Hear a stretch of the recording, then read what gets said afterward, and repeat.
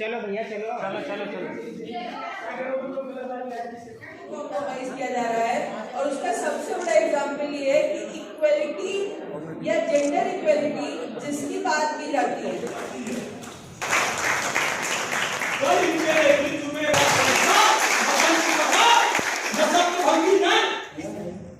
लेकिन आप आ गए। और ये मोदी जी की उपलब्धि ये भी है कि वो इसलिए नहीं आए हैं कि मोदी जी ने बोलने पर कर्म, काम करने पर प्रतिनिधि। मोदी जी 2014 में बनारस की सड़कों पर घूम रहे हैं, करोड़ों की भीड़ है, किसी ने एक भी अब्दुल सलीम या हलीम की दुकान पर एक पत्थर भी, कंकर भी नहीं मारा।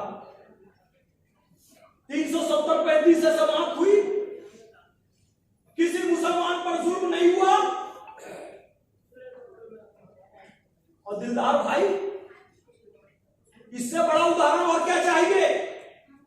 प्रेमशंकर भैया, इससे बड़ा उदाहरण और क्या चाहिए कि जब राम मंदिर पर फैसला आ गया, 400-500 सालों की हिंदू समाज की तपस्या, जब उस पर फैसला आया तो प्रधानमंत्री मोदी जी, विश्व हिंदू परिषद, आरएसएस परिवार सब हिंदू भाइयों से हाथ जोड़कर कहता है फैसला हमारे पक्ष में आ गया, लेकिन इसका जश्न मत बनाओ, हो सकता है किसी का दिल टूट जाए हिंदू समाज की ऐसी बात। और तुम कहते हो मुसलमान असुरक्षित है इस देश में, ऐसी उदारता और कहां मिलेगी? और कुछ बदमाश लोग हैं, मैं ये नहीं कहूंगा सबको मैं बरी कर दूंगा, कुछ बदमाश लोग हैं, शर्म से डूब मरना चाहिए, जो पाकिस्तान के जीतने पर फटाका फोड़ लेते हैं। वहां 500 साल की तपस्या में जीत हासिल हुई, लेकिन किसी ने फटाका नहीं फोड़ा, सबको मना कर दिया गया। ऐसा उदार समाज मुसलमानों को और कहां मिलेगा? दो रकात शुक्राने की नमाज पढ़नी चाहिए कि सरजमीन हिंदुस्तान में हिंदुओं के बीच में पैदा किया। धोखे से पाकिस्तान, बांग्लादेश, सीरिया, इराक और चाइना में चले जाते ना, तो उनको बाहर निकलने में मिलता नहीं। 370-35 से हटा, राम मंदिर का फैसला आया, इंस्टेंट ट्रिपल तलाक हुई, किसी मुसलमान पर कोई जुल्म नहीं हुआ। और मुसलमान भाइयों को भी मैं बहुत बधाई दूंगा कि ये ओआईसी के चक्कर में नहीं आए, all India Muslim personal law board के चक्कर में नहीं आए, किसी ने कोई दंगा फसाद नहीं किया। तो मुसलमान भाइयों के लिए भी ताली बजाइए।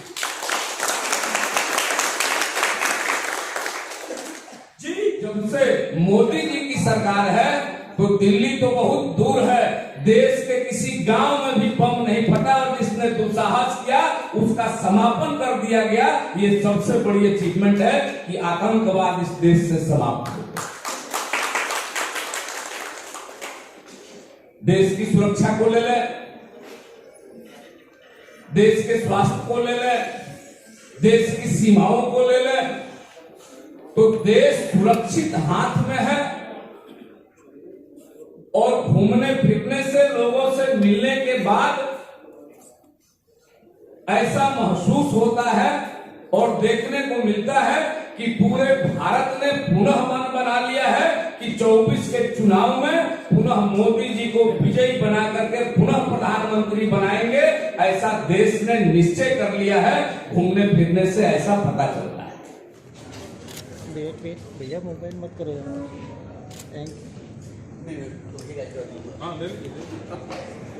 दिल्ली यूनिवर्सिटी की और अभी अखिल भारतीय अधिवक्ता परिषद।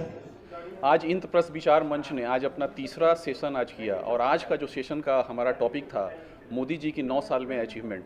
अगर आप आज देखें, आज हर क्षेत्र में बहुत सारा विकास हो रहा है। अगर हम सांस्कृतिक क्षेत्र की बात करते हैं, आज अगर हम इंफ्रास्ट्रक्चर क्षेत्र की बात करते हैं, और आज अगर हम रोजगार की बात करते हैं, हर क्षेत्र में मोदी जी के कार्यों से आज बहुत सारा उत्थान हो रहा है।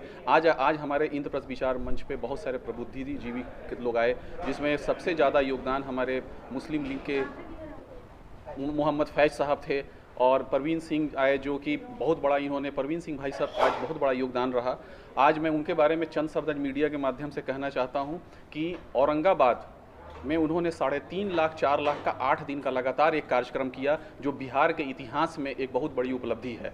और आने वाले समय में ऐसे जागृत और बुद्धिजीवी लोगों को बिहार की बहुत सख्त ज़रूरत है जो भाजपा को बहुत आगे लेके जा सके। तो आज हमारे मंच के माध्यम से मनोज तिवारी जी सांसद जी भी आए, उन्होंने भी, उनके पास समय की कमी थी बट उन्होंने भी अपने भावनाएं लोगों के सामने रखा।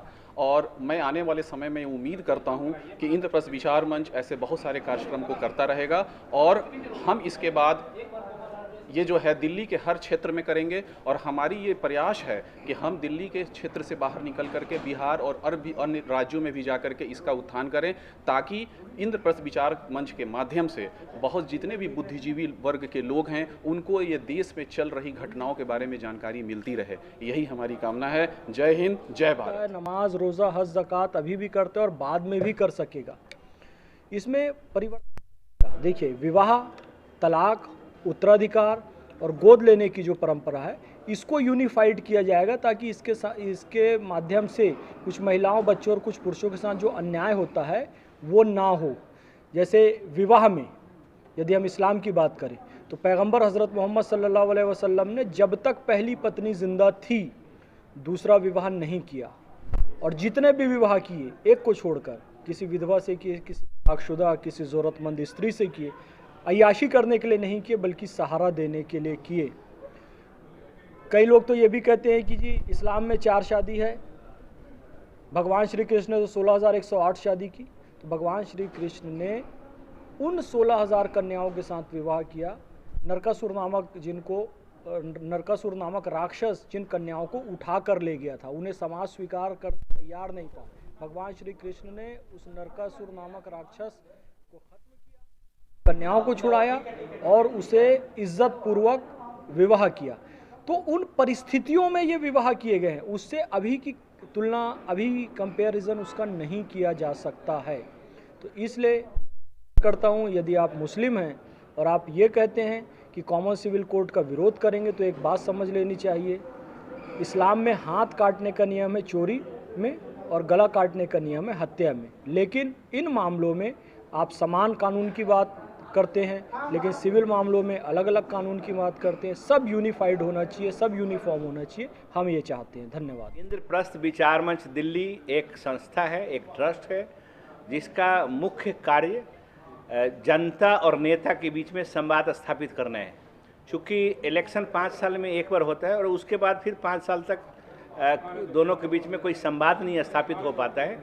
तो जो भी सरकारें काम कर रही हैं, जो सरकार के बारे में जनता तक वो जो काम हो रहा है, अच्छे कार्य हो रहे हैं, उसके बारे में बताना और जनता की प्रतिक्रिया या जनता क्या चाह रही है, एक्चुअल में क्या होना चाहिए, इसके विषय में दोनों के बीच में एक पारस्परिक संबंध हो। तो इसके लिए एक संस्था बनी है और इसमें विभिन्न तरह के कार्यक्रम, ऐसे सामाजिक स्तर पे कार्यक्रम होते रहते हैं, जिसमें कि सामाजिक कार्यकर्ता, नेता, जनता और जो जनप्रतिनिधि के साथ साथ जो समाज के ऐसे लोग जो कि समाज सेवा में तत्पर हैं, जो हमेशा लगे रहते हैं, उनके बीच में जो पारस्परिक संबंध स्थापित करने के लिए हम लोग कार्यक्रम विभिन्न टॉपिकों पे करते रहते हैं। तो आज का जो कार्यक्रम है वो 9 years of the achievement of prime minister under the leadership of prime minister Modi, ये टॉपिक था। उसके साथ साथ जो एक बहुचर्चित विषय है यूनिफॉर्म सिविल कोड, वो उस पर भी आज चर्चा थी। और यूनिफॉर्म सिविल कोड में भी जेंडर इक्वलिटी, क्योंकि एक खास जेंडर के साथ जो इनइक्वलिटी हो रहा है उसको कैसे उसमें इक्वलिटी लाई जाए, और उसके लिए जो यूनिफॉर्म सिविल कोड जो कि कॉन्स्टिट्यूशनल मैंडेट है आर्टिकल 44 के हिसाब से हमें जो यूनिफॉर्म सिविल कोड लाना है, तो 75 साल हो गए आज़ादी के, उसके बाद भी ये नहीं आया। तो इसके विषय में जैसे कि लॉ कमीशन अभी पब्लिक से संवाद कर रही है, पब्लिक से राय विचार कर रही है, तो हम लोगों ने इस टॉपिक को आज रखा। यहाँ पे अच्छे वक्ता जो लॉ के प्रोफेसर डॉक्टर सीमा सिंह जो campus law centre Delhi university है वो आई, फैज़ खान साहब जो कि राष्ट्रीय मुस्लिम मंच के संयोजक हैं, गौ सेवा और पर्यावरण के, उनका काफ़ी, उन्होंने देश भर में भ्रमण किया है, पद यात्रा करी है और उनका काफ़ी इस पर नॉलेज है। उन्होंने बहुत ही अच्छे तरीके से एक धार्मिक, एक रिलीजियस पर्सपेक्टिव से भी इसके क्या फ़ायदे हैं उसको उन्होंने अच्छे से समझाया और लोगों ने काफ़ी तारीफ़ की। दिल्ली और NCR के हर कोने से लोग यहाँ आए थे, सोनीपत, पानीपत, आपका फरीदाबाद है, ये गुड़गांव है, गाज़ियाबाद है, सब जगह से, नोएडा है, सब जगह से लोग आए थे, प्रबुद्ध लोग आए थे और हर तरह के लोग आए और उन लोगों ने विचार विमर्श किया। तो ये विचार विमर्श चलना चाहिए और अभी मैं सबसे आग्रह करूँगा कि 26 तारीख तक इस पे जो है सो लॉ कमीशन को सजेशन देना है। तो अपने तरफ से हर व्यक्ति लॉ कमीशन को सजेशन जरूर भेजें ताकि लॉ कमीशन इस पे काम करके सरकार को अपना रिपोर्ट सौंप सके।